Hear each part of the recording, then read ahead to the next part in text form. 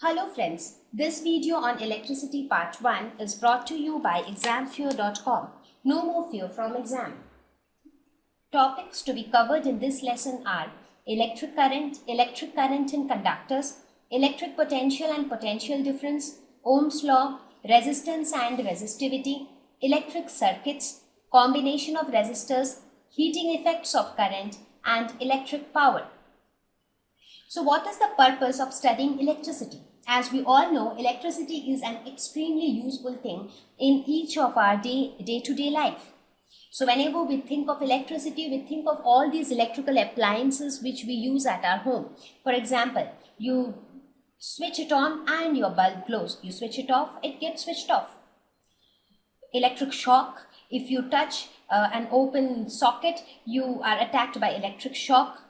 Not only that, when you think of electricity, you also remember batteries, which are extremely useful in so many appliances like cameras or cell phones. Your computers, they also need electricity. The electric fans, the transistors or the tape recorders, mobile phones, refrigerators and whatnot. There are so many electrical appliances on which we are dependent for our day-to-day life. So you understand the importance of electricity, right?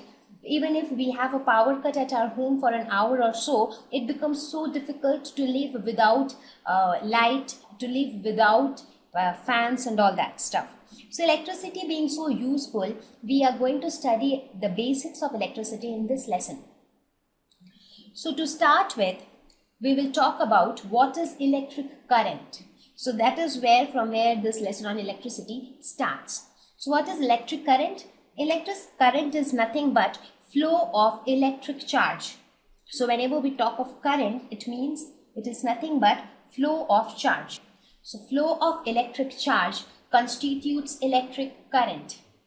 It is measured as rate of flow of charge.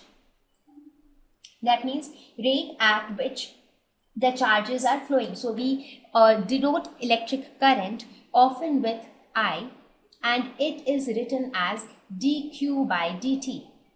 That means the rate at which how many charges are flowing per unit time. It is denoted by capital I. SI unit of electric current is ampere, which is abbreviated by a capital A. So whenever we talk of electric current, it is something like, let us suppose if you have a circuit which consists of a bulb, you have a battery and there is a switch. The switch is right now in open mode. Now once you close the switch, the bulb glows. Why does the bulb glow? Because as soon as you close the switch, electric current flows through the circuit. And due to the flow of this electric current, the bulb glows. Right? Now there is something called direction of current. So what is the direction in which the electric current flows? Now as far as direction is concerned, we will talk about two types of current. One is electronic current and the other one is conventional current. Now when we talk about electric current, we talk about flow of electric charge. So basically we are talking about the flow of electrons. Right? Flow of electrons is what is called electric current. Now the direction of electronic current, that is the flow of electrons, will take place if this is the positive terminal of the battery and if this is the negative terminal of the battery. The electrons will come out from this terminal, right, from the negative terminal. So the direction of electronic current is from negative to positive. But the direction of conventional current is considered opposite to the direction of electronic current, that is from positive to negative.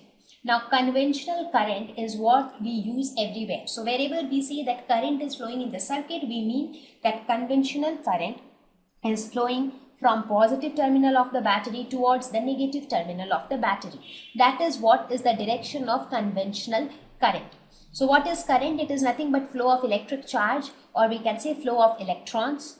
It is measured as the rate of flow of charge. It is denoted by capital I. SI unit is amperes. And the direction of conventional current is from positive terminal towards the negative terminal. Now how do I define 1 ampere? So how do I define 1 ampere of current? As I mentioned, from the definition of current, we define it as the rate of flow of electric charge. So how do I define 1 ampere? Current will be 1 ampere when 1 coulomb of charge flows in 1 second.